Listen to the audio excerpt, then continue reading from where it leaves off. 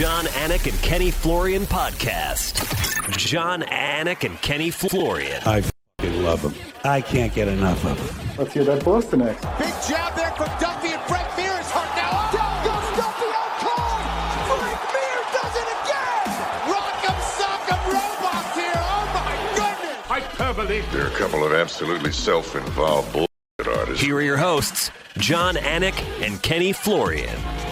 Headshot, bang. Oh, great to be back in the saddle. Nasruddin Imavov. What is that? What did I just hear? Was that you?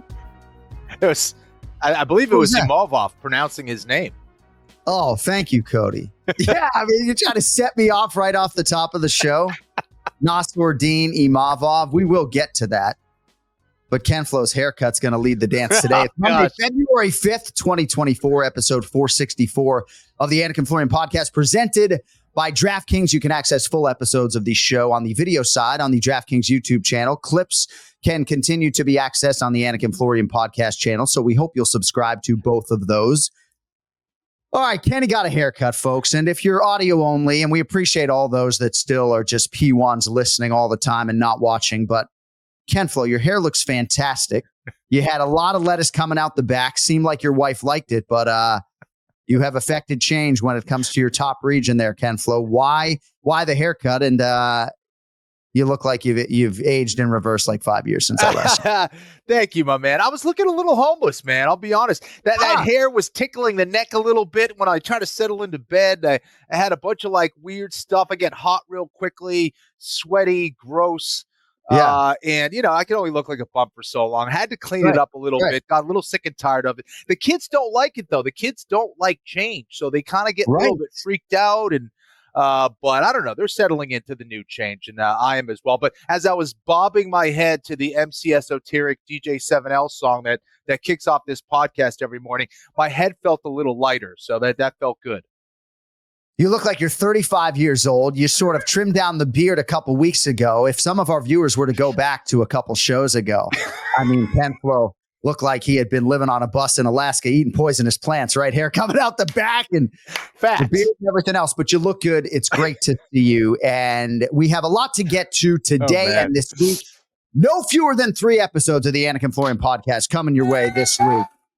That includes a watch party for UFC Fight Night Hermansson versus Pyfer live on the Anik Florian podcast YouTube channel. So once the co-main event between Dan Ige and Andre Fili hits at the UFC Apex, we will be live on the Anik Florian podcast YouTube channel. My twin bro Jason potentially will join us. Big Ron Pellegrino likely to join us. Bilal Muhammad is on standby as well. Hopefully we will get confirmation from Bilal before we get off the air today. Kenny Florian, of course, is going to be there. And I'll be drinking fucking Basil Hayden and probably saying a bunch of stuff that I shouldn't. So watch party, Anik Florian podcast YouTube channel this Saturday night. We hope you can be with us live. If not, though, that content will still be repurposed as well.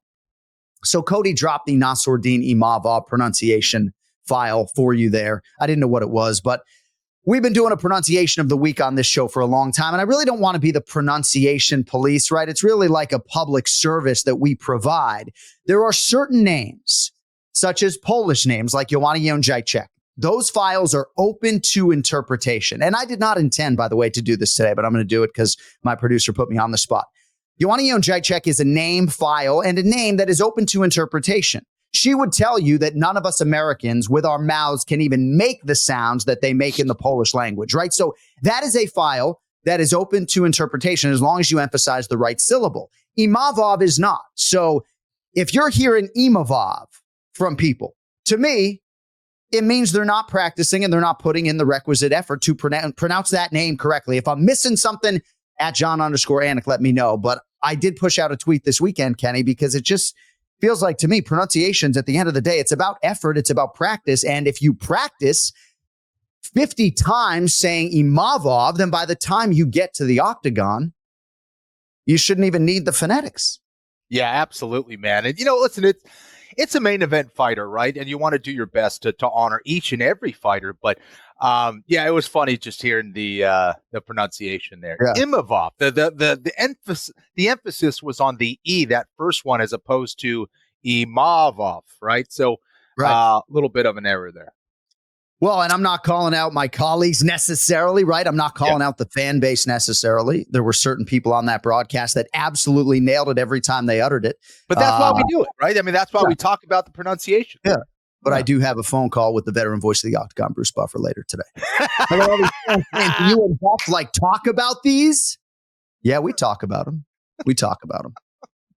All right, so UFC Fight Night, Dolidze versus Imavov. We're going to recap the shit out of that. We are also going to talk to 18-year NFL veteran Marcedes Lewis. It is Super Bowl week, but perhaps more importantly, he is a diehard UFC fan, and that's how I connected with him. So very excited to talk to the former Jacksonville Jaguar, Green Bay Packer, Chicago Bear Marcedes Lewis. Also scheduled to join us, UFC welterweight contender Randy Rude Boy Brown. He has a fan in Ken Flo, that is for sure. So we'll talk to Randy Brown after one of the bigger wins of his career over the weekend. But I would like to begin, if we could, with this main event, Ken Flo, Roman Dolidze versus Nassourdine Imavov. Now, this from Sean Sheehan. I reckon this will be hard to beat for worst fight of the year when all is said and done. Absolutely awful on both ends.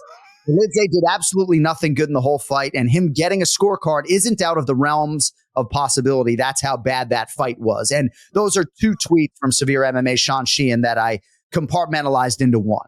So I woke up on Sunday morning and watched this main event without spoilers, and I watched the fight on mute. And I don't know if I was just enjoying my morning coffee and enjoying the grueling nature of this main event, but when I tweeted something positive about this fight, Kenny, the fans came out in droves. So I guess I appreciated the grueling nature of it. Certainly I could have done without some of the extended periods in the clinch, but I don't know, man. Like, I work out 6 days a week, and when I look at Roman Dolidze, I look at a fighter who is digging deep and not giving up and still trying to win the fight late, despite perhaps a cardiovascular base that abandoned him. So I don't know. There was more for me in this main event than I guess there was for a lot of fans. I would like to get your thoughts on it if I could. Yeah, listen, I think that's interesting. It's an interesting perspective from Sean Sheehan as well. I think the key is, you can't expect these great fights every single time out. And it's very important to understand the nature of each and every fighter involved, right? The style matchups, what they're good at and what they're not good at. And if you're surprised that Dolidze looked sloppy on the feet, then you probably haven't watched a whole lot of Roman Dolidze fights, and maybe you haven't watched a lot of Imavov's fights, because he's extremely technical, really had the advantage there. I think Dolidze looked really sloppy at times on the feet. That's probably had something to do with it. And Imavov, in my opinion, isn't necessarily known as a finisher necessarily. Can he finish? Can he develop into a finisher? Yes, I think he can. But at this stage of the game, he's not that one punch knockout type artist that's going to get it done, especially against someone like Dolidze, who is extremely tough. I also thought, I kind of disagree with Sean Sheehan in that I thought Dolidze had some really nice attacks on the ground as well, and showed a tremendous amount of heart on the feet to withstand those shots. A lot of those shots, I thought, in combination, like some of those combinations, would have knocked out a lot of guys, or at least TKO'd a lot of guys. Dolidze was not one of them. I thought he did a great job surviving. Was it the most technical fight in the world? No, but I don't think it was as bad as a lot of people expect. It wasn't nonstop action, all that stuff. So I'm kind of with you there, John. I'll take it. So, and I will admit, when I was writing my post on X and I wrote great, grueling main event, I did pause for a second and thought of maybe another adjective like strong, grueling main event or whatever. And so I guess I was expectant that people would not be fully in line with me as far as my opinion was concerned. But I guess maybe I was just looking for the positive in that fight. And I do believe in Nassourdine Imavov largely moving forward as a middleweight contender. I think styles make fights. It's a setback for Roman Dolidze. There's no doubt about it. I think there's a lot for him to work on. And I think a lot within these 25 minutes that he can make some adjustments on. Quickly on the scorecards, Ken Flo. Ron McCarthy, veteran judge, a lot of respect for him. He had it 47-47. He gave Roman Dolidze round 2. He also gave Roman Dolidze round 4, and that became a 10-8 round because of the knee to the head of a grounded opponent. So I did believe that rounds 2 and 4 were pretty close and could have gone to Roman Dolidze. Now, there were plenty of people who had a shutout for Nassourdine Imavov. And I do think sometimes at times when The first round goes to Nassourdine Imavov, and it was unanimous to be sure. Maybe in a close second round, subconscious has you level the playing field and give the other guy the round. I did give Roman Dolidze, yes, true, Florian. She can be here, Ken. It's absolutely fine. This is actually something that will improve ratings. I said to my wife last night, so, hi, True. So I had my last daddy-daughter dance last night. Look at how good his fade looks. See, she came in. This is God's work, so we could see the back of your head. This is hilarious. Kenny's muted right now if you're not watching, imploring his daughter to get out of the office. So I had my last daddy-daughter dance last night. Oh, my goodness. Wow. And I posted a picture of me and my lovely daughter, Tatum. Beautiful and other than the one guy that said he was going to rob my house, people really resonate with that content, sometimes even more than when I push out a video for the Anik and Florian podcast. So hopefully True Florian brings the ratings today, Ken. Yeah, exactly. Actually, I believe we have our last daddy-daughter dance this year. I guess formal. You know, she's in ballet and doing all that stuff. It's just me and her here at the house. She's actually not feeling well today. So hopefully she's okay. And hopefully my wife is on the way as well. So I have the same issue. I have 2 kids home sick today, Ken Flo. Yeah. I got Hunter and Tatum downstairs. So thankfully, my lovely babysitter, Patrice, is here early, like 2 hours early, and has my 2 children downstairs. But a lot of us do find ourselves in these situations, right? Calling my mom this morning, saying, I don't know. All right, we'll try to get the sitter here. So I got 2 sick kids downstairs, and we're just kind of dealing with it. But Ron McCarthy had it 47-47, and you know, Sean Sheehan certainly is my go-to when it comes to scoring because he's just the most well-read and prepared on it as far as I'm concerned. There are a lot of guys out there, Dan Tom and others, Scott Fontana from the New York Post. But Kenny, like, I'm okay with that scorecard. I know it's like a wow scorecard because Roman Dolidze didn't win this fight. But based upon some of the inaction at times, I think 47-47, even if I'm in the minority, I think it's defensible, man. I really do. Well, the only thing is I would say that first round is a pretty clear 10-8, in my opinion, for Imavov. Oh, yeah. Fair. So that's the only thing. But you're right. I think rounds 2 and 4, I think there's an argument there. So I don't think it's so ridiculous as people think. However, that's about as clear as a 10-8 for Imavov as you can get. I agree. That's where my disagreement lies. But as far as rounds 2 and 4, I don't necessarily have a problem with that. All right. Yeah, that's a great point. That is a great point. I would agree with you on the 10-8 nature of round 1. And our executive producer, Cody Merrow, says slowly losing my respect with these bad cards is Ron McCarthy. Cody speaking for maybe some of the fan base there.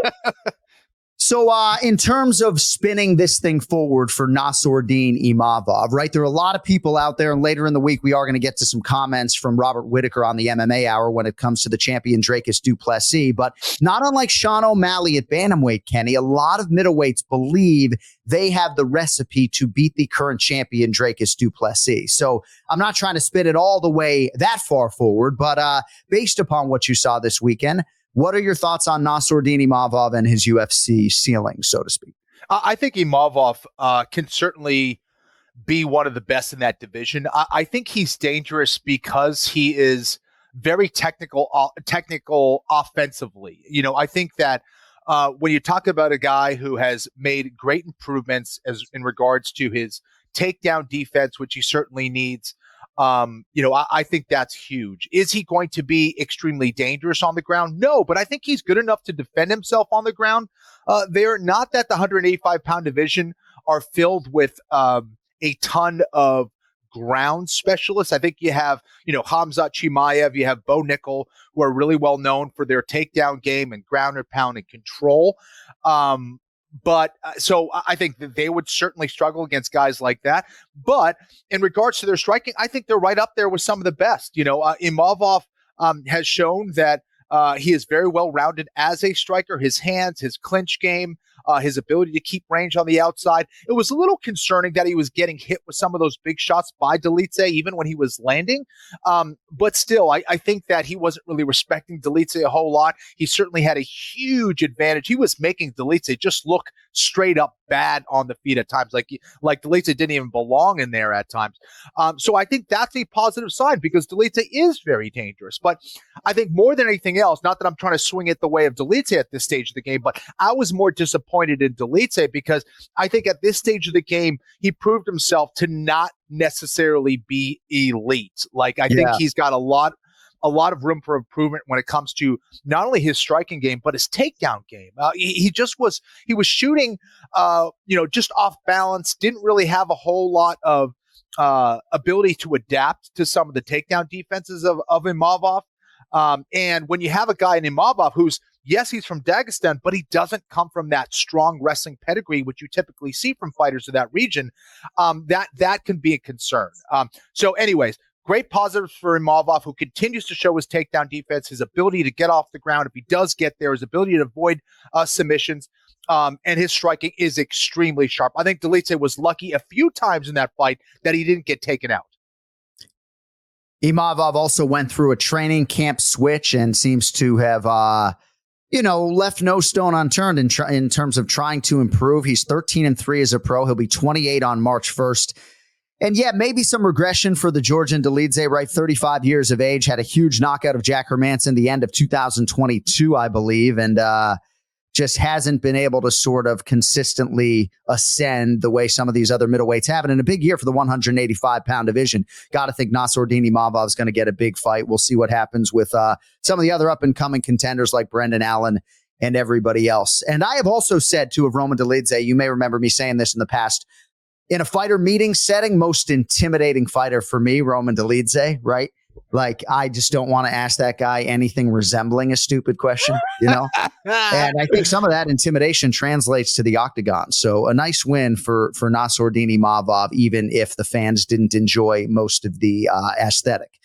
Fans seem to like everything coming out of the mouth and the game of Renato Moicano, Money Moicano, Ken Flo over Drew Dober by unanimous decision. And there's a lot to unpack with someone like you with all your fucking stripes on your Brazilian Jiu-Jitsu black belt, right? But somebody like Drew Dober, one of the most decorated knockout artists in UFC lightweight history, but he had to be expectant, and Elliot Marshall in his corner, that it might be this type of fight where he was going to have to execute hip escapes and getting off from his back and out from underneath Renato Moicano. He was unable to do so most of the night. And despite a lot of violence and blood intertwined within this fight, that was the story of the fight for me. Moicano just on a totally different level on the ground than Drew Dober. Yeah, I think more than anything else was kind of the lack of MMA IQ on the part of Drew Dober. And I mean that respectfully because he's such a dangerous fighter, but I think that he wasn't making the proper adjustments in that fight.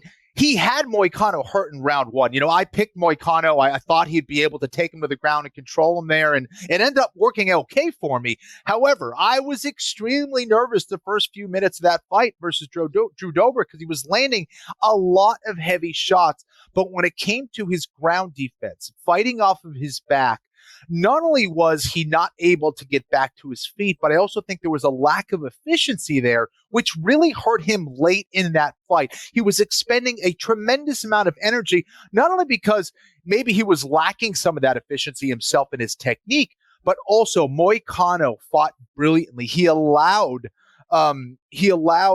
Drew Dober to carry his weight very well. And because of that, he was spending a lot of energy pushing him off. He was putting a lot of weight very intelligently onto the arms or frames of Drew Dober. So Drew Dober was constantly bench pressing, probably for the last 2 minutes of round one, which is going to tire you out, which is going to take away your power, which is going to take away your conditioning, which is going to take away your reaction time.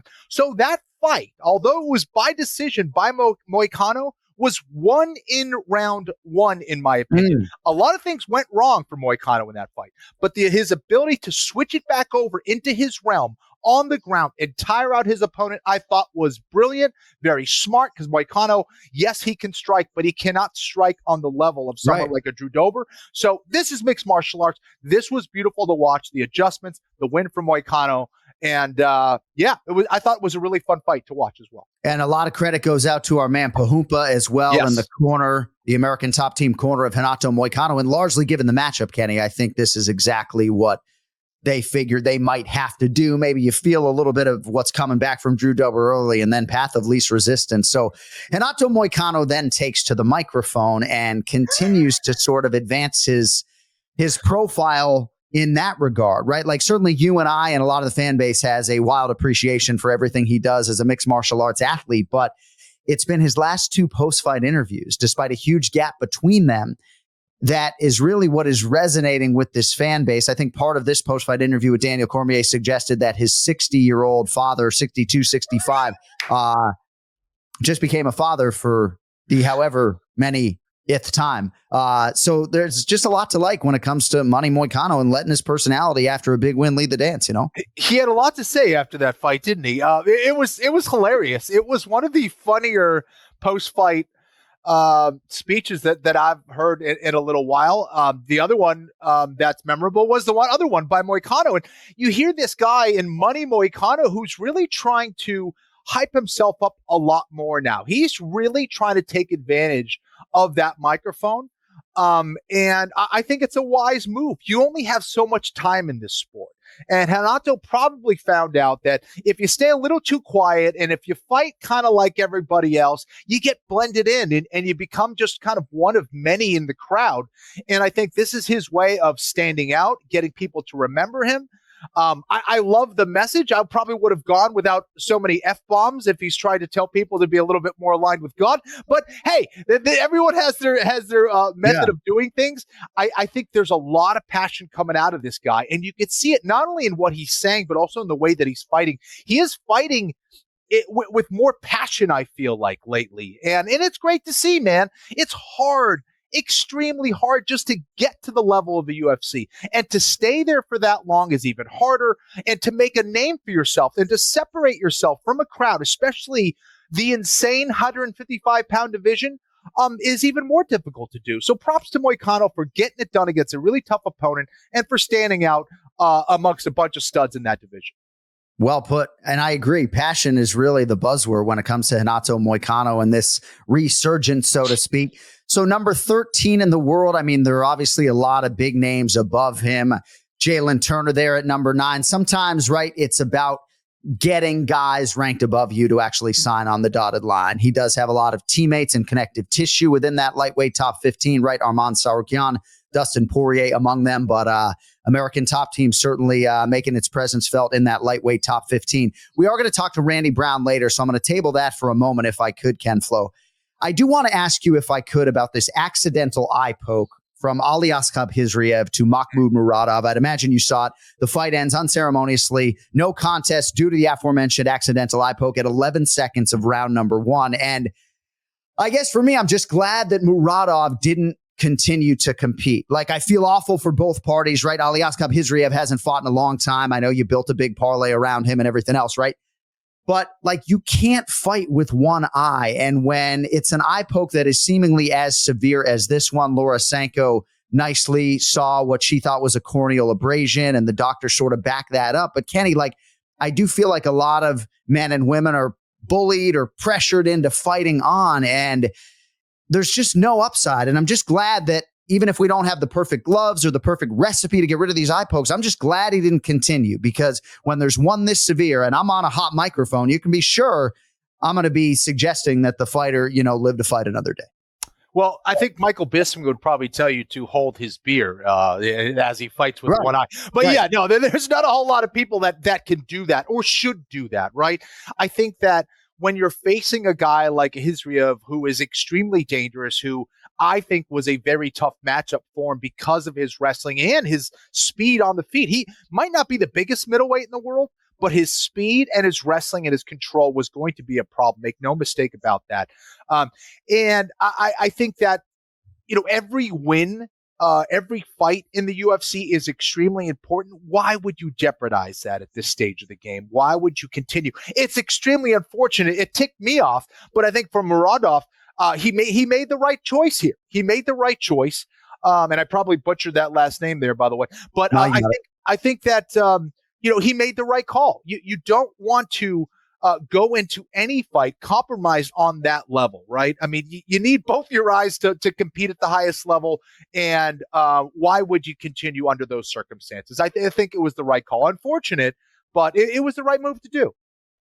Couple other big winners on the night. Molly McCann with just a fantastic strawweight debut. And I might sound like a simpleton when I say this, but Kenny, she was just not going to be denied on this evening. And certainly she has fallen victim to the armbar prior. And she just said this came after the hardest stretch of her life and career, and just got to feel good for Meatball Molly McCann, Ken Flo.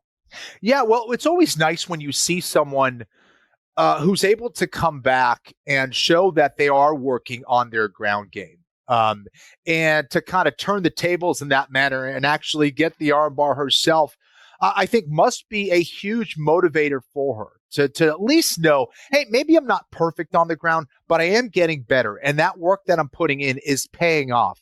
And as I mentioned, looking at this fight from the outside in, I thought that Belbita certainly didn't have the ground game to challenge someone like Molly McCann and be a threat there. It was Molly, I thought, that did a great job on the ground. I think she's going to have to continue to work on that to not only have that as a defensive mechanism for her game, but also as a way for her to be offensive and be a threat down there. And she showed that she can be that. Getting back on track with this kind of win, I think, is going to be huge for her confidence moving forward.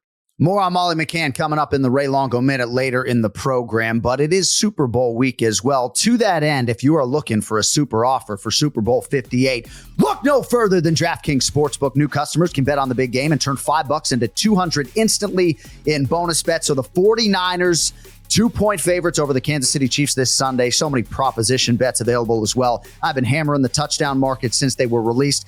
I'm going to have so much action on Sunday. It's actually disgusting, but you can too. Download the DraftKings Sportsbook app now. Use code AFPOD. New customers can bet $5 to get $200 instantly in bonus bets only on DraftKings Sportsbook, an official sports betting partner of Super Bowl 58 with code AFPOD. The crown is yours. Gambling problem? Call 1-800-GAMBLER or visit 1-800-GAMBLER.net. In New York, call 877-8-HOPE-NY or text HOPE-NY. That is 467-369. In Connecticut, help is available for problem gambling. Call 888-789-7777 or visit ccpg.org.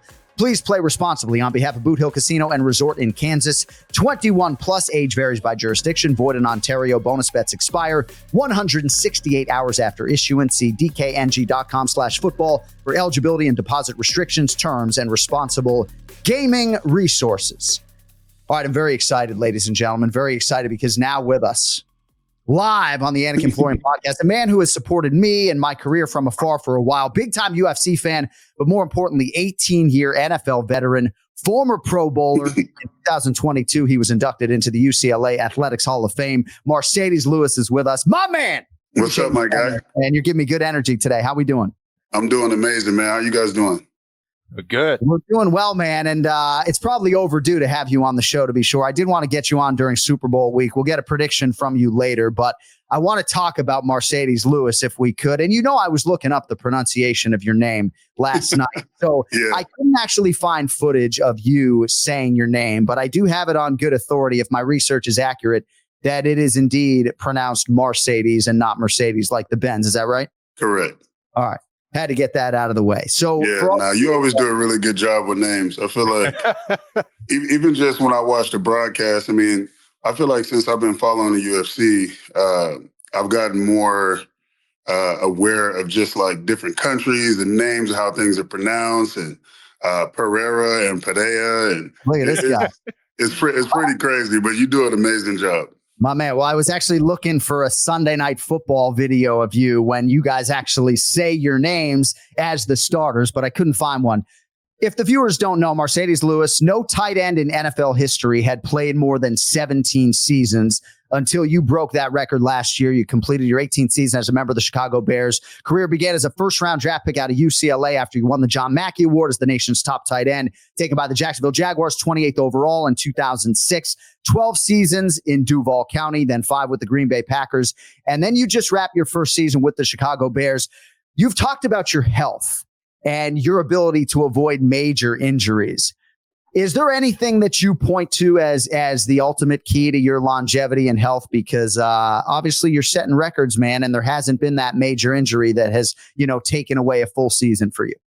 Yeah, I mean, if I had to be honest, man, like it's one of those things. Like I don't have the blueprint, but all I know is I just always have stuck to it, whatever it's been, right? And it's about just having a routine and just figuring out how to reinvent yourself every year and every day, right? Like nobody cares about what you did last month and nobody cares about what you did last year. Like it's just one of those things. So it's all about you having a process and understanding that can't nobody slow it down or speed it up but you. And for me, I've had the same routine for the last 15 years. Obviously, it's one of those things where you can take stuff out, put stuff back in.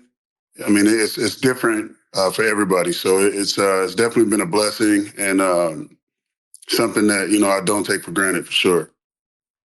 So May 19th is your 40th birthday. I know your desire to win a Super Bowl is still there. I'm not looking for any breaking news in terms of your immediate future, but I believe you are an unrestricted free agent after wrapping up a 1-year contract with the Bears. Is that right? Yeah, I'm definitely going for season 19. I am a free agent as of now. And yeah, man, we'll see what happens. It's a few teams in the mix, obviously. Being in Chicago was amazing. And especially when you win ball games, it's nothing like being in this city when you win. So it was definitely a great experience for me. When I see someone with your level of success and your longevity, your consistency, I'm always curious, to hear you speak and you're great on the mic, after a game, hearing your perspective. Where do you get this from? Was it something you kind of learned on your own from kind of trial and error over the years of competing? Was there a family member or a mentor who kind of helped you along with this? Where do you get that, man? I just think experience, man. Like I experience, be honest, stay true. For me, it's always been about staying true to my process, right? And being able to look in the mirror and confront that truth. And whatever that is, when you confront that truth, you experience great growth after that. And so I've just always been a guy to just keep it real, be honest about my feelings and what I'm going through. And it's always come out in the way that I intended to. It's a beautiful answer, man.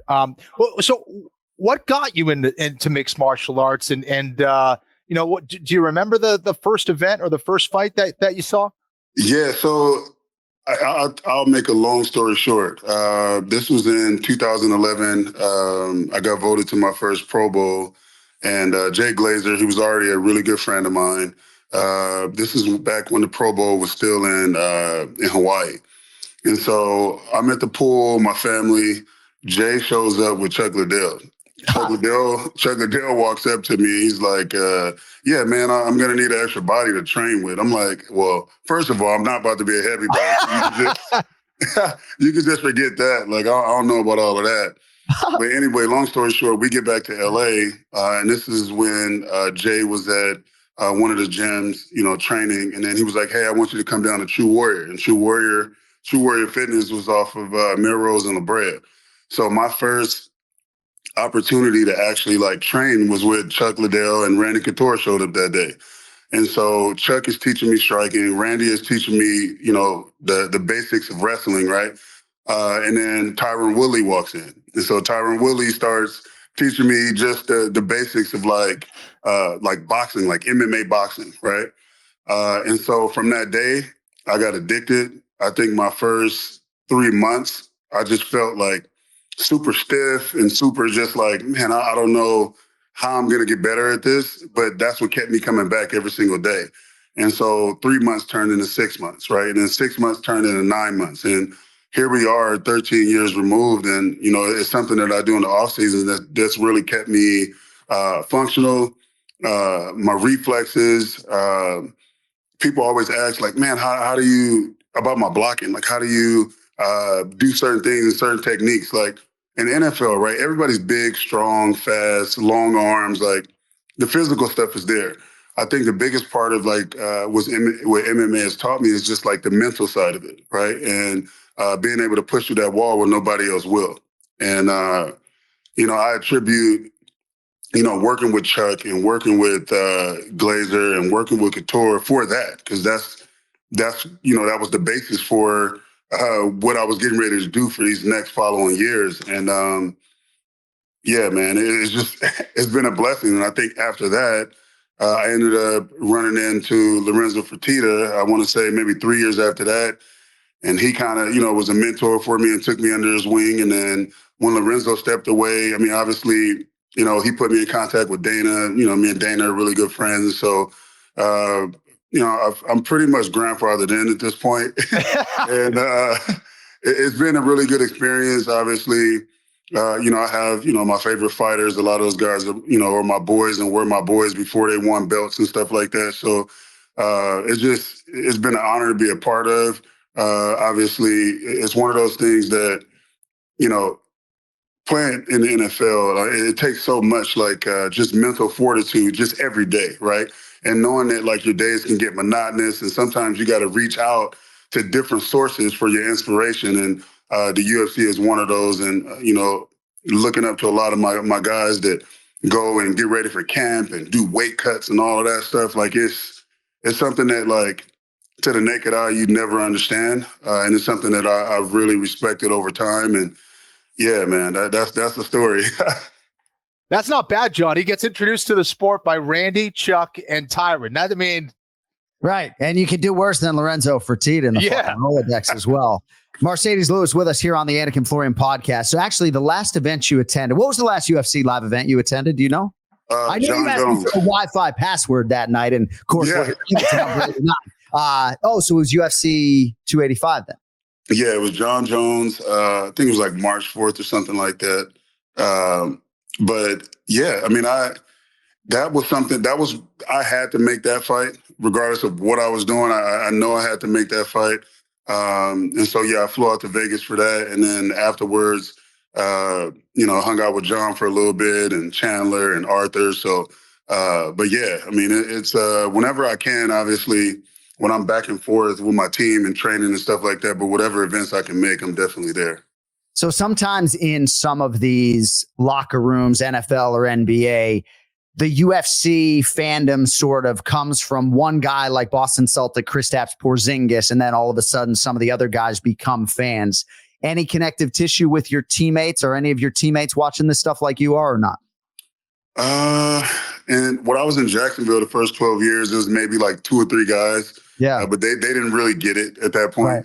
Right. I mean, I got drafted in 2006, so it was them guys didn't even know what was going on at that point as far as the UFC is concerned. But when I got to Green Bay, it was probably about a good 5 or 6 guys that would always come to me and ask me for my analysis and who I thought was going to win fights. I love it.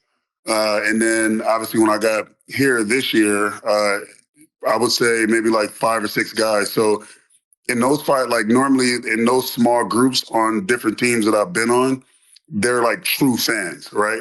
There are guys that will watch, but don't know what they're watching, don't know the rules. Guys are on the ground and grappling and the jiu-jitsu part of it. And they're why are they holding each other? I'm like, bro, you really have no idea. It's way more intricate than you could ever imagine, And I think, from that side of it, what they don't understand, I understand it in a way that it's just different. I see it different. And I mean, even just the grappling and the jiu-jitsu side of it alone is what's always kept me coming back, because it's there's always a solution, right? If you can be patient and breathe and get through different positions with technique and stuff, I enjoy watching that, because it's you guys make it look easy. When Ken Flo was in, I mean, you just make it look easy, and it's not easy. There was a time where I trained with Frank Trigg, and he was taking me through a series of the triangle choke, the arm bar, omoplata. He was just taking me through just a series on the ground. And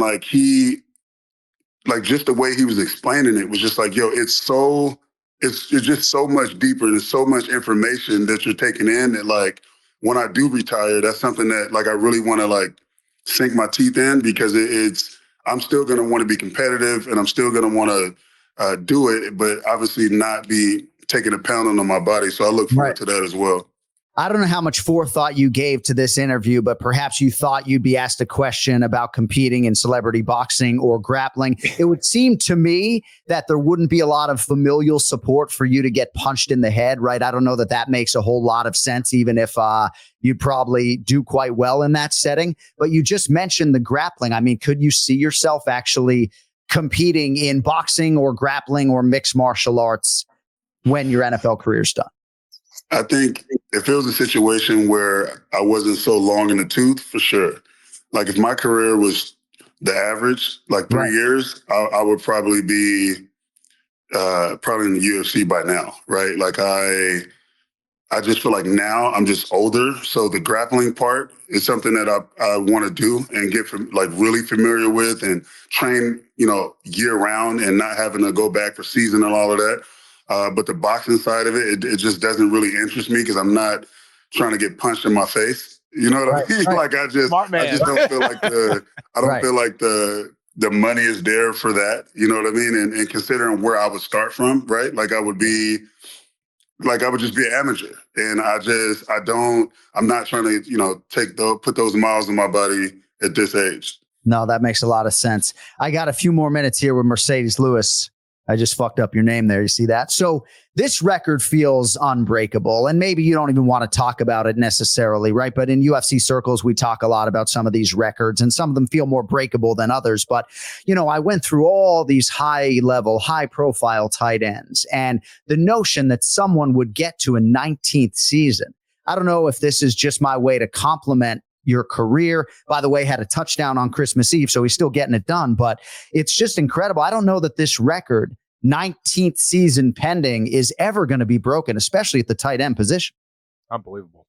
Yeah, I don't think so. Like, I mean, it's one of those things like you get so obsessed with the process and, sometimes you forget to just take a deep breath and really appreciate yourself and your work and what you've done. And I'm very aware of what I've done, but I'm more so excited about what I'm doing, like in this moment. And I've always been present about that. And I think that is the reason why I've done what I've done, is because I'm able to synthesize things very well and compartmentalize like what matters right now, right? Like life in general is all windows, right? And you only have a certain amount of time to get things done. And I've just always been able to keep that at the forefront of my mind. Like this is most important, right? Like the going out, the drinking, the doing all of that, that'll always be there, like that. But if it's not conducive to me being the best player that I can possibly be, then I'm just not interested in it. And so I'm just very grateful for the opportunity to show that it can be done. Here we are again with another off season and potentially going to get that 19th year. So I'm hype about that. Can't wait, man. John, this is a martial artist in an NFL uniform. I'm telling you, the way that he talks, the way that he thinks about it, I love it. No, I'm getting the 89 jersey framed up. I don't know. I think we probably got to go with the Jacksonville Jaguars jersey right here in the home studio. But I didn't realize quite how robust your UCLA career was until I went down a rabbit hole last night. I remember your name acutely coming out of college, but I didn't quite realize just how unbelievable your collegiate career was. All right, I got two more. In terms of your UFC viewing habits, Evan Longoria, longtime Major League Baseball player, still in season at whatever hour finds time to watch all these live events. Like, what are your UFC viewing habits like, either in season or out of season? So in season, obviously when we're traveling, I always have my iPad, right? So after meetings, normally meetings at the hotel that we're staying at normally starts when the main event starts. So it's like normally, let's just say if the main event starts at 7 Eastern and we're East Coast time, I'll have my iPad and I'll just have it hooked up and then I'll just rewind it. But I'm pretty much tapped into the pay-per-view. I watch all the fight nights. And whatever I don't watch, I'll watch. Like, let's say if I'm on the road and I didn't get a chance to watch it, I'll come home and then either turn on my Fight Pass or I'll just go to ESPN2 and just watch it when I get home. Because I'm always up late after games anyway because of the adrenaline. Like it's when I get home, my adrenaline doesn't run out until maybe like 3 a.m. anyway. So, and then I watch the fights, go to bed at like 2:30, 3 o'clock, and then I'm waking up at 6:30 because I can't sleep because of the adrenaline. Right. So it's crazy how that works. It's amazing. All right, real quick. 49ers, 2-point favorites over the Kansas City Chiefs. Super Bowl 58 this Sunday. You guys did play the Chiefs this season. Forced to make a pick, or are you back in the AFC champion, or do you like San Francisco as the favorite? It's really crazy, man, because I really like both teams. It's hard to bet against Mahomes. That guy lives in the postseason. He has equity in the Super Bowl at this point. So it's hard to bet against him. It's really going to come down to San Francisco's defense. Their defense is really good. I think in years past, they've been great. I think this year they've been trying to, figure some things out. But it's going to come down to their defense and can they keep Mahomes in the pocket and not, going crazy out there. Then I think San Francisco can get it done. I just think that as a total team, they have more to work with. But again, Kelsey, Mahomes, they've always gotten it done. So it's going to be tough, but I think I might go San Francisco this time. All right, my man, you heard it there from the 18-year NFL veteran, Marcedes Lewis. Thank you so much for coming on, man, in the extended time. Congratulations on a truly remarkable career. And just for all the encouragement and support for the UFC fighters, for myself, we appreciate you. Wish you all the best. Can't wait to see the news when you sign for that 19th season. And anytime you want to come on the program, we'd love to have you back, brother. No, I appreciate it, brother. Thank you guys for everything, man. And I'll be in touch, man. I'm around. My man. Okay, brother. Number 89 in your program, number 1 in your heart, Marcedes Lewis with us on the Anik Florian podcast. What a fucking legend, Ken Flo, huh? It's so impressive, man. I love hearing him talk. Again, just a real intelligent human being, very down to earth, very humble. You look at everything he has accomplished, man, in that position to be in the NFL for that long. That's insane. That's something special. And I probably should have gotten a UFC 298 prediction from him instead of a Super Bowl prediction, but he was ready to bring it with the analysis on that. All right, Ray Longo coming up in 60 seconds, but Lucy is upping the nicotine pouch game with breakers. Pouches packing a little something extra inside. So what are Lucy breakers exactly? Well, if you know your pouches, you know the nicotine does not hit immediately, and neither does the flavor. Well, the geniuses at Lucy came up with a brilliant way to fix both of those problems. You put a mini liquid capsule inside each breaker's pouch. You grab yourself a breaker's pouch, break the capsule, yes, with your teeth. Actually makes a pretty satisfying pop. Put it in your lip and enjoy the immediate nicotine and flavor release. It is a new kind of pouch technology, and it is only available from Lucy. 100% pure nicotine, 6 delicious flavors, including unique ones like apple, ice, or espresso, and also some classics like mint or mango. So break up with your dusty gas station pouches and go to lucy.co/AFpod and use promo code AFpod to get 20% off your first order. Lucy offers free shipping and has a 30-day refund policy if you change your mind. That is lucy.co and use code AFpod to get 20% off. And as always, free shipping. Here comes the fine print. Lucy products are only for adults of legal age, and every order is age verified. Warning, this product contains nicotine. Nicotine is an addictive chemical. Speaking of addictive, let us get to the star of the program in the Ray Longo Minute. It's now time for the Ray Longo Minute. I want you to punch a hole in his fucking chest. That's what I want. The Ray Longo Minute. Starring Ray Longo. The John Anik and Kenny Florian podcast. Lucy in the sky with pouches. Huh. Oh yeah, baby, we're going today. We're going. I mean, you just got Lucy to re-up for another 6 months with that melody. Yeah, baby. Lucy in the sky with pouches. Kenny will take the chorus. Oh man. What were they talking about? I think we got him off the rails already, Kenny. We do.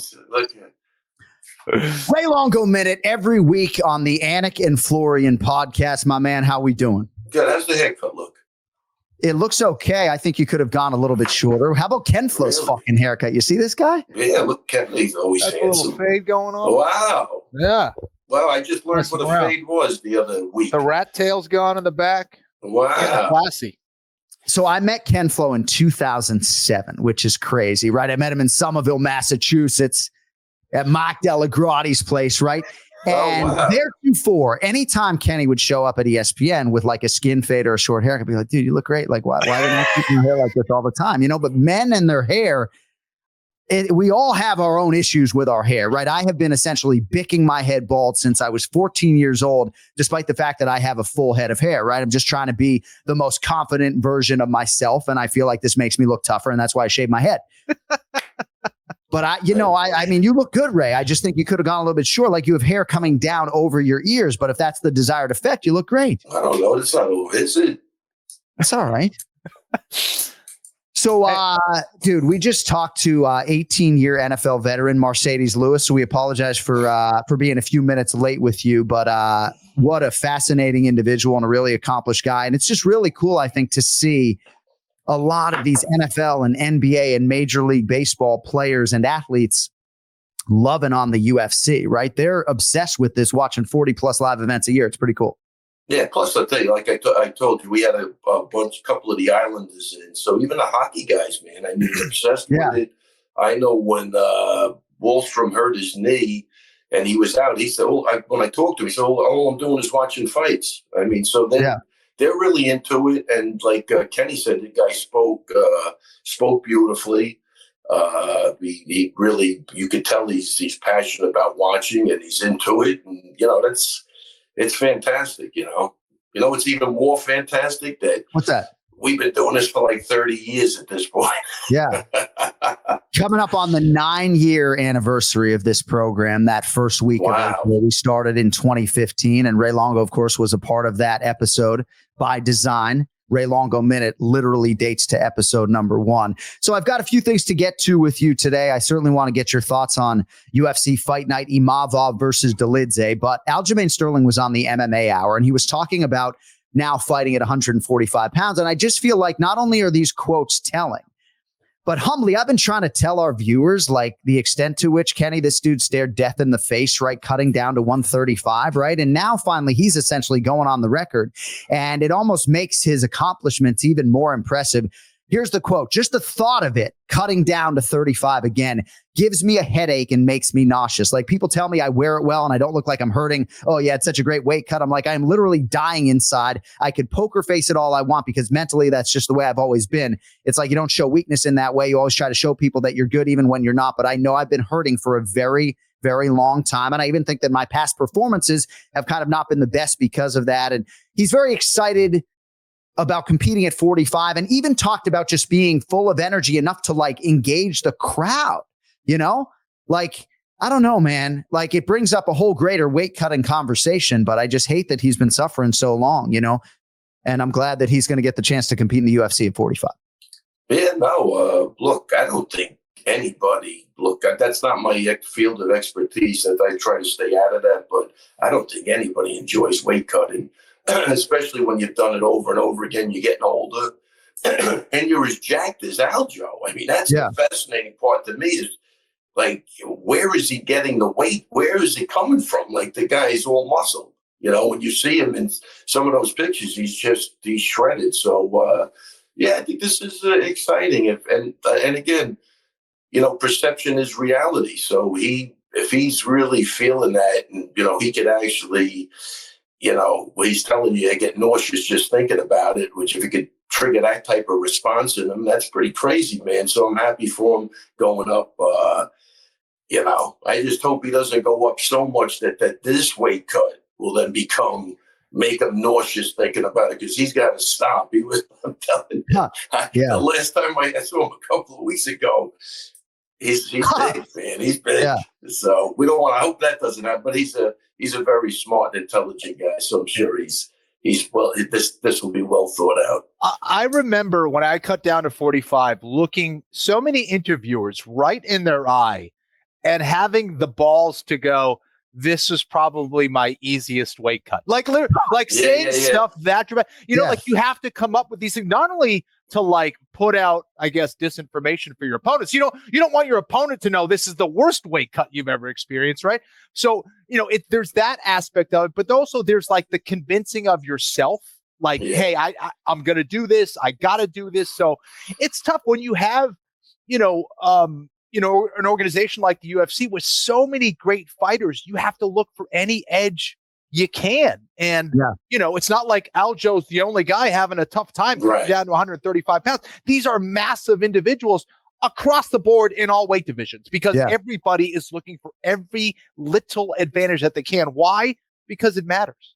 Yeah, and I know we've told the story 1,000 times, John, but when he first made 45, he wasn't looking, he might have been, I wasn't there when he was looking anybody in the face. When that guy was asking me, you got to fill out the W-9, it's got to be done now.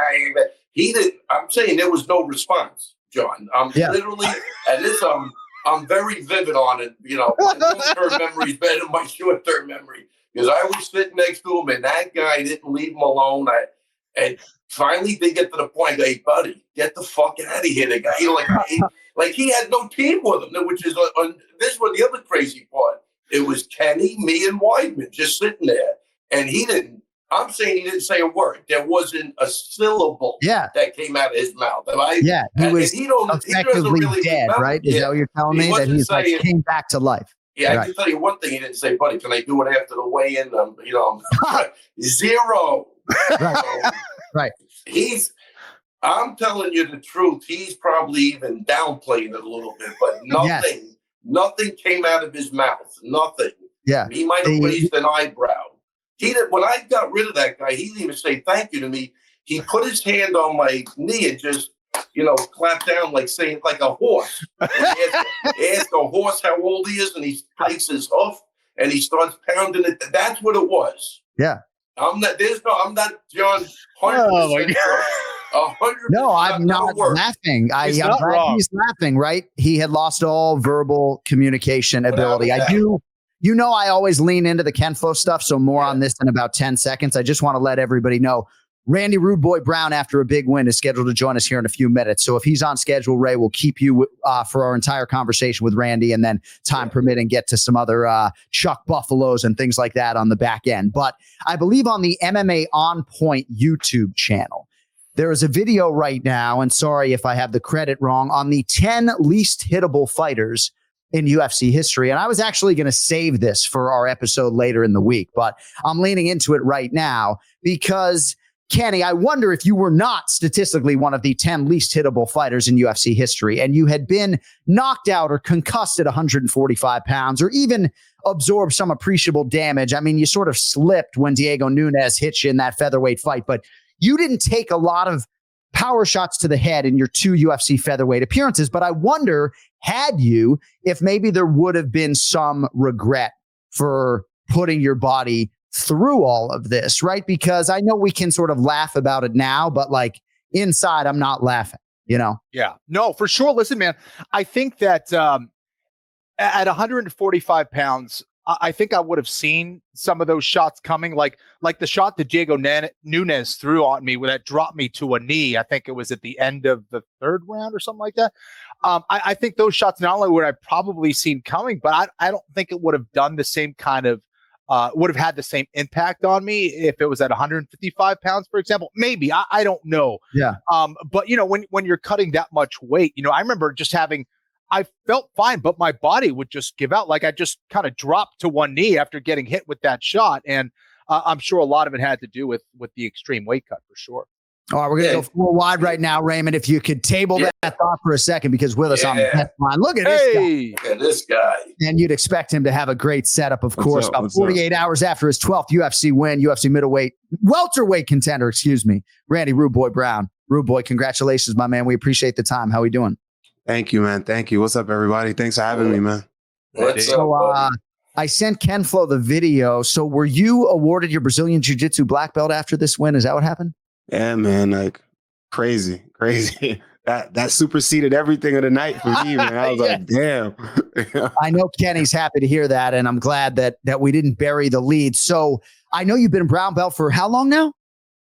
Man, I don't even know. I might have been a brown belt for about 6 years, maybe more at this point. I thought I was never going to get. I had 4 stripes. He just had me sitting there. I was like, all right, I guess I'm not showing up to gi enough for something. So What conversations did you have with your coach after the fact, and why was now the time? Any idea, or what did he say? I think that for him, I was ready for a while now, but I think it was more so also a thing where it's more than just a physical thing with him. You know, he was like, all right, I know you've been prepared. I know you're a black belt level skill wise and you have the knowledge, but it's more than that. And I want you to be somewhere mentally where I know you could be and you have the potential to be. And I just want to see that from you. And I want to see that amongst you and the other guys in the gym, and just the way you carry yourself and, you know, how you handle certain things. And you've seen me do that and, you know, just watch me grow up. And then he felt like that was the time to do it. Randy, I think over the course of your career, that's what not only myself, but I think a lot of people see, is that you see these flashes of brilliance, you know, from you. And now I think with that last fight on Saturday night, you were able to really put it all together into a complete, really a perfect performance. Do you feel like you were able to kind of, I'm sure you have more to show, but do you feel like that was one of your more complete performances so far? Absolutely. I've always known about, you know, that the things that I'm capable of in the gym. And it's always, I've been always wondering if I was one of those guys, because you always hear people say, well, man, some guys are in the gym, they're amazing in the gym. And when they show up, they just, you know, and I always started to question myself at times. And I was like, maybe I'm one of those people that people talk about, man, I'm the best guy in the gym. And then when I go out there, I just can't perform. And I believe that just came with experience and time for me, because my other coach, Ty, he always says, my problem is I have so much in my utility belt. And I get in my mind, like, I want to try this, and then I want to do that. And then now let's try this, and now let's do that, and now let's do that. And then I'm never focused on like, hey, do this thing works. Stick with that. It works. Do it and continue to have success with that. I'll have success and I'll just start doing some other thing, you know, because I want to put on a show and I want to create and show art and show so much, you know, whereas just go get the job done and be effective and be efficient. And I started to just kind of, you know, hone into the things that I do really well and just focus on one thing at a time and not overcomplicate it. I think that was what was probably most clear, Randy, is that your fundamentals were so clean. Like, I think a lot of people get caught up in, I guess, kind of what you're saying and using all these flashy moves and doing this and doing that. When the reality is like, if your stance is good, your balance is good, and you're just throwing the right strikes at the right time, man, everything is going to take care of itself. And to me, it just seemed like there was a lot of substance, like real martial arts going on with your performance. And it showed. Is this one of those fights that you can build on and get tougher competition and kind of start breaking into, you know, showing people that you're one of the top welterweights in the world? Absolutely. Without a doubt. You know, that's something I've been adamant about for a long time. And I mean, I think that the people, if they know anything about the sport, or not even just the sport, if you know anything about martial arts, I mean, look at me. I have the skill set. I am a competitor. I'm one of the top guys in the world. It's just a matter of putting me in position to get me those fights. And if I get those fights, I'll show. Yeah, and I can attest, Kenny, in the gym, he is a legitimate badass. There's no question about that. So, but Rude Boy, good to see. I haven't seen you in a while, but for sure, stick with whoever taught you how to throw that right hand like that. Stick with that guy, whoever that guy is. Because man, if you want to see a picture perfect follow through, just look where his body ends up. Like full commitment. That's the way to throw a right hand. Period. Yeah. So Thank you. Congratulations. Thank you, that looked beautiful. Like it was blown away by that. Really nice. I appreciate it. Right. Thank you. Rude Boy Randy Brown with us here on the Anik Florian podcast. So that Jack Della Maddalena fight seems so in the rearview mirror now. You've won 6 of 7. And for fans like me, right, who have been championing your cause for a while, we're just excited to see you now get these big fights. And I have no doubt that you're going to get a big fight. I guess I would just ask a question about like Michael Venom Page versus Kevin Holland at UFC 299, right? Yeah. Like if they need someone to step in on a couple weeks notice, right? I'm here. To what extent can you be that guy? 100%. 100% I can be that guy. Honestly, even if they need a backup for the fight, whatever, I know they typically don't do that only for title fights, but I'm here. I'm that guy. And honestly, winner or loser, I'm here. You know, even a guy like Wonder Boy, I think would be a good matchup. You know, I think that whole synchrony of guys right there. I think that I'm right there with them. And I think just stylistically, I make things really interesting with me in the mix there. Michael Chiesa was one name on the tip of your tongue, and I know you sort of have talked about his inactivity. The record is what it is. Certainly, he has a number still that potentially you would like to grab. I think 14th in the world right now. And I guess for you, I mean, not putting words in your mouth, but you want to make sure that this fight happens expeditiously, right? Like you're not going to wait half a year to fight Michael Chiesa, but it seems like he does have some appetite for the fight. Is that right?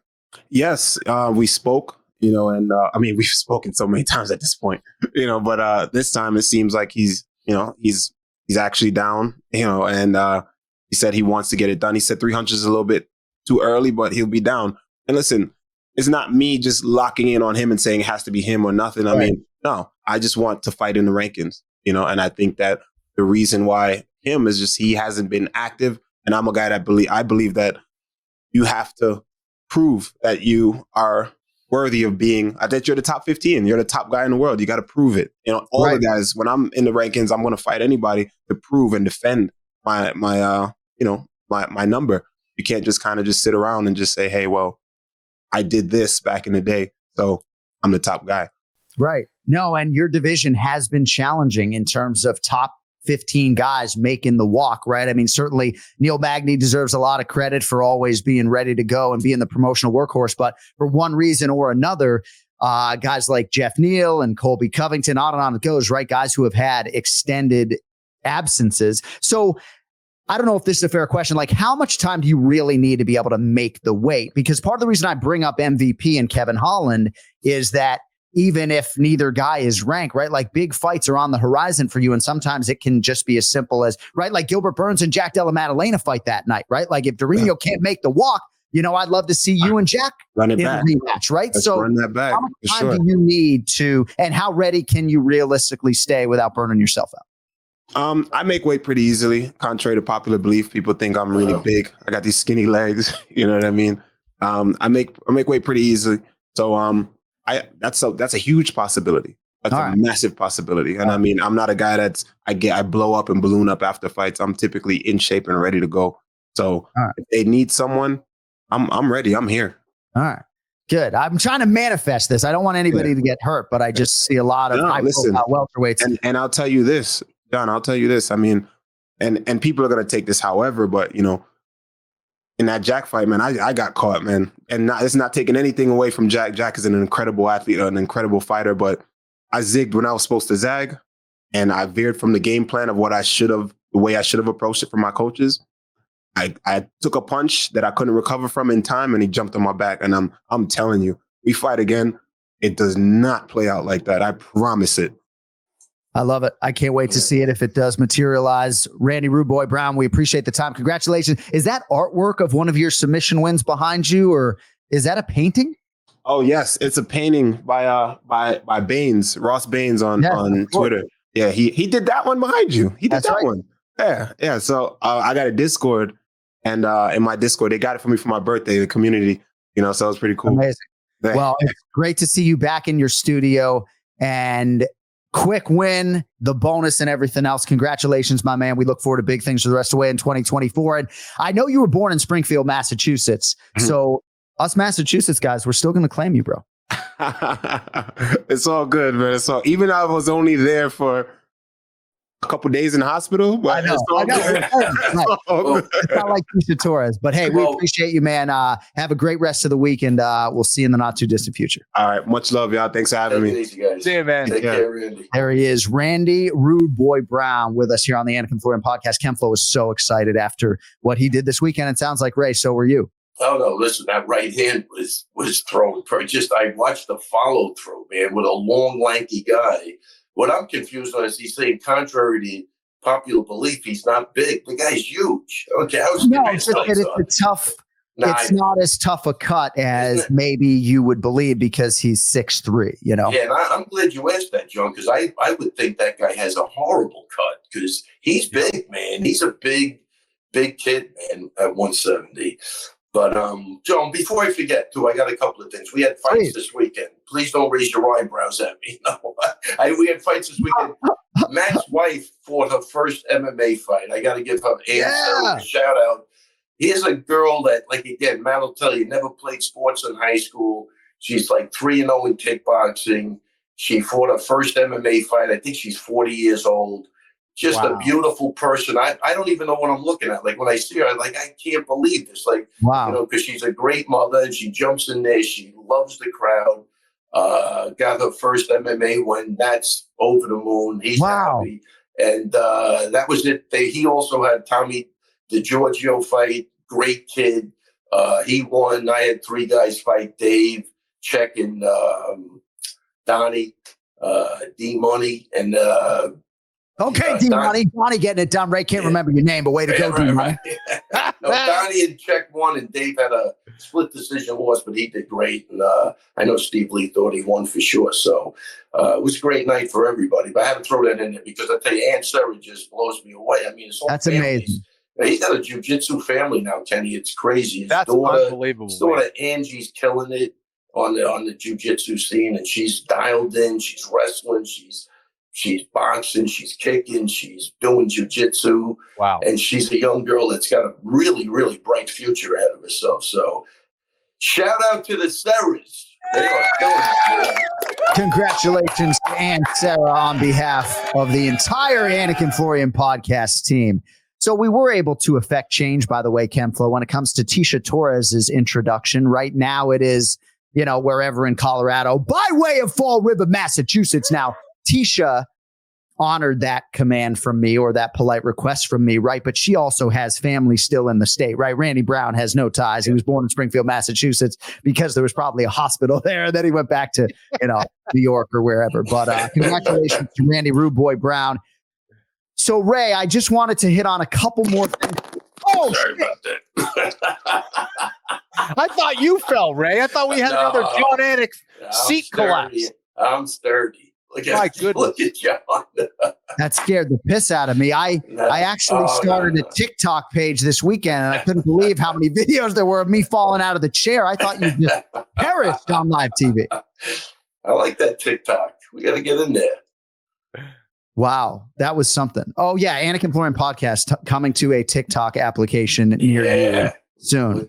Killing it, Kenny. So Charles Radke, Chuck Buffalo with a big knockout on the main card. Natalia Silva by unanimous decision over Viviane Araujo.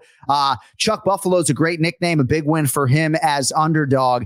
I do caution guys, though, when you go bonus chirping, more often than not, you don't get it, right? Let your action do the talking. But Chuck Buffalo is on the rise, Raymond, don't you think?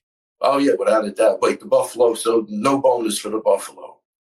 No bonus for Chuck Buffalo. Fight of the night was Charles Johnson and Azat Maxim, but I'm probably butchering that name because I did not watch the fight, nor have I ever met that individual or listened to his file. Performance bonuses, Randy Rude Boy Brown, of course, and Meatball Molly McCann getting a $50,000 bonus as well, Ray. Right. That was bad. So I missed the Molly fight because we were doing fights on Long Island. So, right. But I saw most of the other fights. I saw Randy's, obviously, which was unbelievable. Unbelievable. And I think that Silva, what's her name? Natalia Silva. I tell you, she looks like she's got something, man. Those kicks are coming out, man. She can move. And, she gets her hands a little more powerful. She's a problem, but she's got the speed, Kenny. And she's got the balance when she's moving. She can take those kicks out of nowhere. She's a little bit of a problem, I think. Because that girl, the other girl's very aggressive, but man, when you're eating those front kicks to the chest and the face, it's just interruption, and I think it just finally breaks you down. That girl looked really good to me.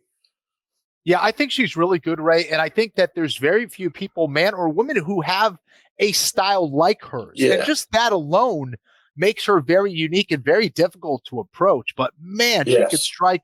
Very exciting. And I'm very interested to see how she advances her career in the future. I think she's going to do good. She looks like she has a good mentality, too. She looked good. I thought she looked good. Hit a little, got stuck against the cage in the first round, but she came out guns blazing, man. It was almost like an attitude, like, all right, you helped me, now I'm going to do what I'm going to do. You know what I mean? And it was nice to watch. All right, a couple more things with Ray Longo before we let you fly. Super Bowl is this Sunday. Will you be watching? No. See, my question's so concise, you can't even take a sip of the fucking coffee, right? So you won't be watching the Super Bowl. You'll be training or doing what a lot of martial artists do, which is not watch the NFL. Ken Flo's probably going to be watching. I'll watch. So, and then the only other thing I had on my list, Ray. So this is the third successive week in which you have joined us from your little private toilet room. Is that accurate? I'm testing out areas to see where we're going to put the equipment. Okay. This is a big decision for me. Yeah. I mean, this isn't a portable thing, though, right? I don't have to be. I wanted to use one of my kids' bedrooms, but that didn't go over big. So I think I'm going to be back in the den. I'll send the pictures over, but I don't know. I just want to make sure whatever we end up with, I don't waste anybody's time, to be honest with you. So. And we sent some duct tape as well for Lucky. Let me tell you something. Yeah. But, she had pancreatitis, so I'm hoping that maybe that was part of the problem. I don't know. Okay. We're healing her back. Yeah, we're not going to off Lucky, right? Lucky stays. I got to tell you, man. In terms of... Go ahead. No, I was going to say, if it's between the podcast and Lucky. Oh, don't do that. No. We're probably not. It's probably not going good for us. So, but is your dog the reason why you're trying to figure out where to locate yourself for this show? 100%. So there's no way to I guess you don't live in a warm climate. I mean, is there any way that we could repurpose Lucky outside or maybe take Lucky for a walk? Your appearance is usually 20 minutes, right? How long's a dog walk? She's getting old. I can't figure it. She's doing weird things. I can't figure this net. John, if I tell you, how many years have we been doing this show? Almost 9, Ray. No, I'm saying for 8.5 years, she sat right next to me for every episode. Wow. And then out of nowhere, she starts bawling. I mean, it's crazy. Every episode, right? That's just sat there. Didn't say a peep. Yeah. So I don't know. Cody's dog Scuba is a part of the episode, but Scuba snores. So we've had to lessen Cody's on-air influence because of that. But Ray, the equipment is on the way, and a lot of our listeners and viewers think it's like a bit that we're trying to keep going, that you have audio issues or twisted up headphones, but it's not a bit. Ray's setup is going to be impressive, and thanks to Will Berger and Cody Merrow and everybody else. And yeah, I guess we could start paying our listeners. Cody's suggesting rover.com to have somebody come to Raymond's house in Garden City, New York, wherever you are. I'm not going to reveal the actual time, right? Jim's in Garden City. People look that up, but did we just lose fucking Ray? I mean, you can't even make it up. Lucky probably hung up. It's fine. But yeah, maybe we will hire a dog walker to come get Lucky every Monday, Ray. Not a bad idea, huh? That will work. Trust me. Will that work? I think it's obscene. I think it's obscene, but that will definitely work. All right, it's in the budget. This little bastard's driving my life crazy. All right. On that note, I think we're going to let you go, but we appreciate the extended time. I didn't intend to butcher the schedule a little bit, but thanks for hanging out, Randy Brown and everything else. And unless you got any parting shot, we will talk to you next Monday for a pay-per-view week. Do you want to give us a prediction on Jack Hermanson and Joe Pyfer coming up Saturday night? Oh, I got to go with Joe Pyfer on that. Be Joe Pyfer. Yeah, be Joe Pyfer. I mean, all right. One thing I'm going to ask you. Go ahead. Yes. No. Can I just ask you one more thing? No, ask me 10 more things. We're good. The UFC Apex as a fight venue, right? It makes, at least for me as a fan, these events feel a little bit smaller. I'm not going to say it feels like a regional promotion, but it feels less watchable. It feels less big to me. Is there any of that for you, or are you just such a rabid UFC fan that you don't care if this is in Cincinnati, Ohio, or the UFC Apex?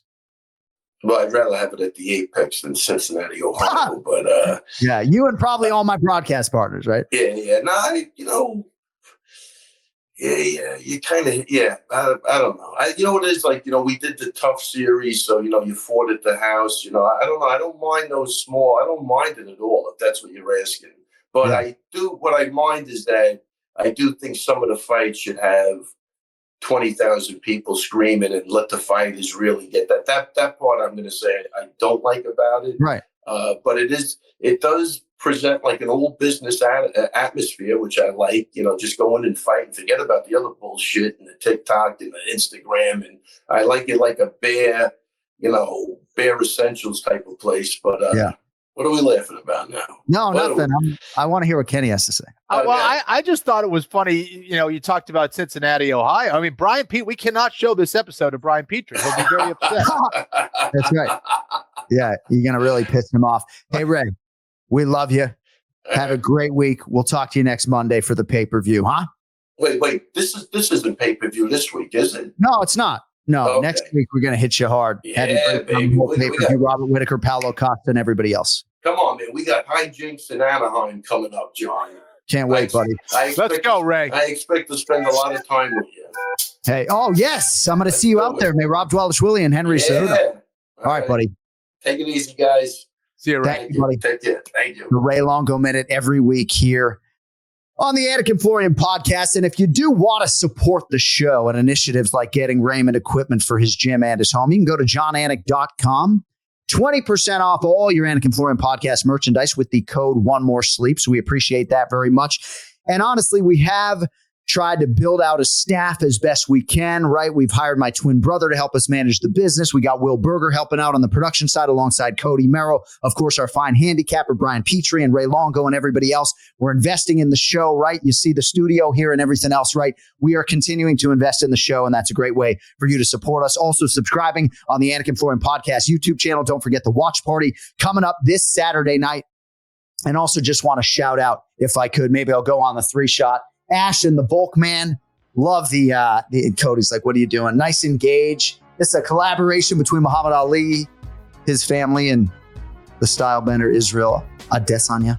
So thanks to the Engage folks for sending out the gear in advance of UFC 298. We are back on Wednesday with Brian Petrie. Main event challenge, full predictions for UFC Fight Night for Manson v. Pfeiffer. And then, of course, the watch party over the weekend. Thank you to our guests, Marcedes Lewis, Randy Rude Boy Brown, and the inimitable Ray Longo. For Ken Flom, John Anik, thank you all very much. We'll talk to you on Wednesday. Until then, you'll fucking later.